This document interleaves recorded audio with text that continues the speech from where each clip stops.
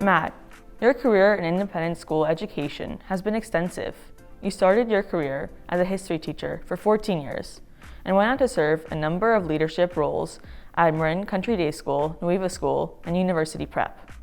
Most recently, you are the head of school at Pringery School in New Jersey.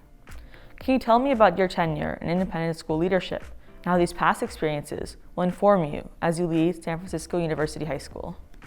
Great, well, thank you. I'll be coming into my 30th year in independent school starting in the fall, so it's been a long, I think for me as a leader, the fact that I was a classroom teacher for 14 years informs everything about how I think about leadership in schools. And what I loved about teaching was the relationships that you can develop with students, passion for ideas, challenging assumptions and things like that, and having really rich conversations in classrooms. I was a history teacher for a long time, and one of the things I love about school leadership is enabling students to have great experiences and in the hands of great teachers. What does that take in terms of culture and community and a sense of belonging? And what I love when I think about being a leader, to me, I always think of it as sort of a bigger classroom. So I always think about the people that I'm going to have a chance to interact with and build relationships with.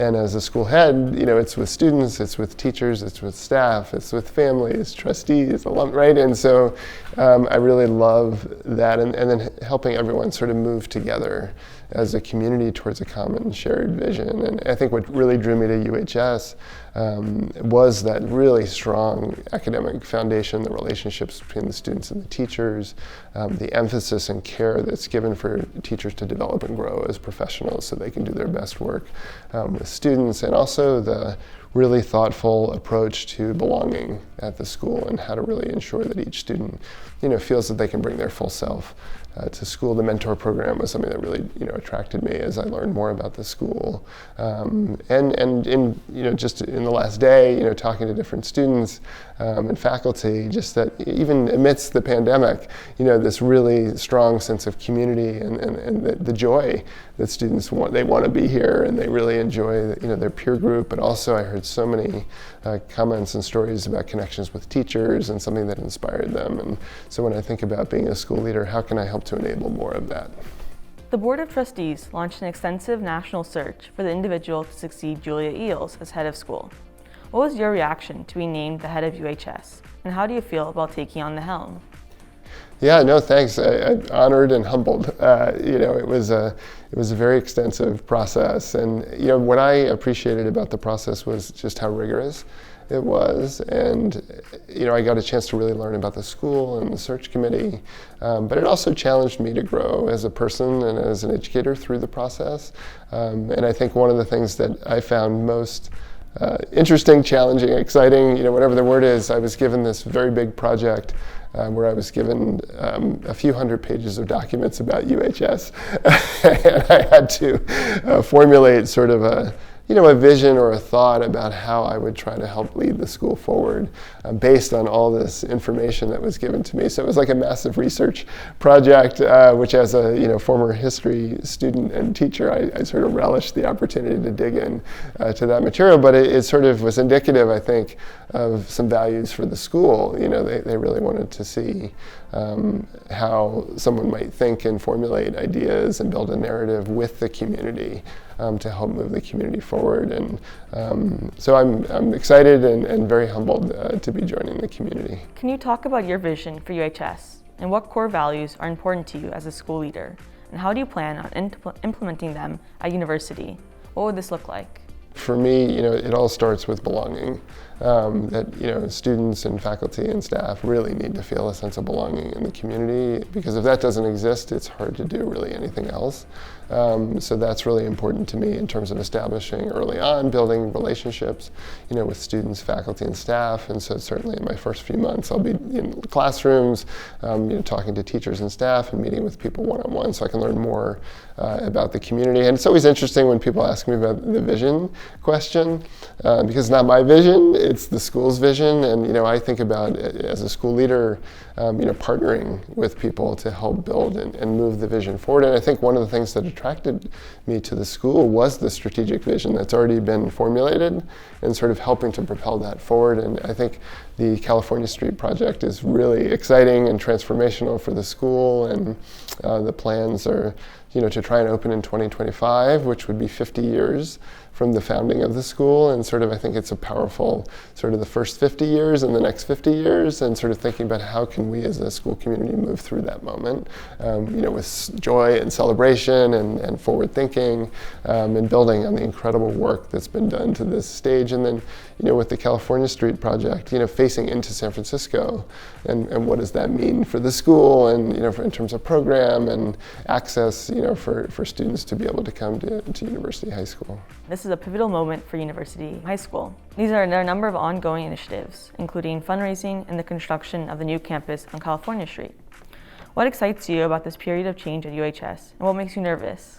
One of the things that struck me when I got a tour of the campus was the science facilities and science labs are down below, right? In the California Street project, they're on the 3rd floor and they're elevated, and they'll be visible and transparent. And sort of like, what does that say, for the school about the values of, science and technology, engineering and math, sort of a STEM focus, for the school, and just the possibilities for students and teachers with those, amazing labs and facilities to do that work. And then, of course, a gymnasium where the community can all come together, to be together and common and shared spaces for students to gather. So building and strengthening community is really exciting. And I think, there's just so much passion for the community. I mean, as I've talked to different people, I think people are so excited about this project, and I think it sort of brings forth the love that people have for the school, and there's the dedication and commitment to help the students just continue to have an amazing experience at UHS. Related to the previous question, do you foresee any immediate or long-term challenges ahead of school? Well, I think we're all living through the pandemic, right? So I think that's always an ongoing challenge, and I think it's unpredictable, as we know. I think a lot of us, I'm sure here and at the school where I am, as we're into December, the first semester started to feel a little more like school. We had performances, concerts, community gatherings, and now we're in a different phase of the pandemic, which we hope will move through, and with vaccinations and booster shots that we'll be in a better position.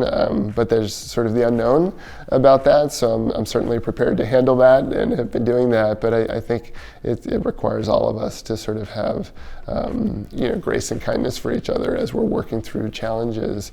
And that's where I think a really strong sense of community can help a community move through a challenge like this. And certainly, as I've talked to people at UHS about the pandemic and how the school has handled it, they feel that sense of strength in the community and be able to move through these challenges. So, I feel fortunate to be joining a community that has that kind of strength. In what ways are you preparing for the start of your time at University High School? Which stakeholders have you spoken to? Can you share a little bit about what you've learned through these conversations? I came in September, and then this visit, and then I'm planning to come again in March.